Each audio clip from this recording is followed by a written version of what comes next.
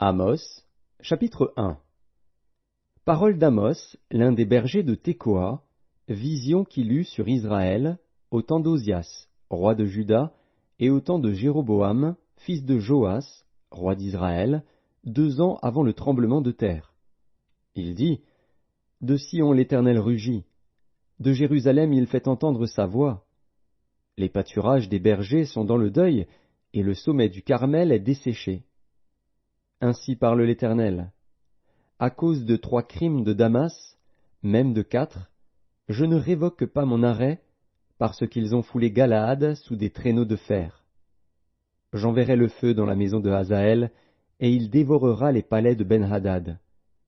Je briserai les verrous de Damas, j'exterminerai de Bicat-Aven les habitants, et de Beth-Éden celui qui tient le sceptre.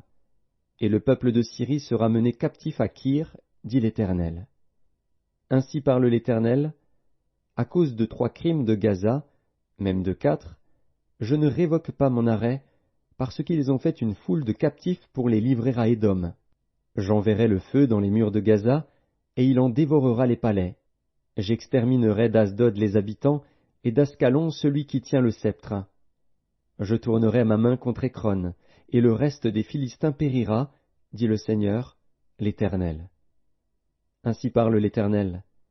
À cause de 3 crimes de Tyr, même de 4, je ne révoque pas mon arrêt, parce qu'ils ont livré à Édom une foule de captifs sans se souvenir de l'alliance fraternelle. J'enverrai le feu dans les murs de Tyr, et il en dévorera les palais. Ainsi parle l'Éternel. À cause de 3 crimes d'Édom, même de 4, je ne révoque pas mon arrêt, parce qu'il a poursuivi ses frères avec l'épée, en étouffant sa compassion, parce que sa colère déchire toujours, et qu'il garde éternellement sa fureur. J'enverrai le feu dans Théman, et il dévorera les palais de Botsra. Ainsi parle l'Éternel, à cause de 3 crimes des enfants d'Ammon, même de 4, je ne révoque pas mon arrêt, parce qu'ils ont fendu le ventre des femmes enceintes de Galaad, afin d'agrandir leur territoire. J'allumerai le feu dans les murs de Rabat, et il en dévorera les palais, au milieu des cris de guerre au jour du combat, au milieu de l'ouragan au jour de la tempête. Et leur roi s'en ira en captivité, lui, et ses chefs avec lui, dit l'Éternel.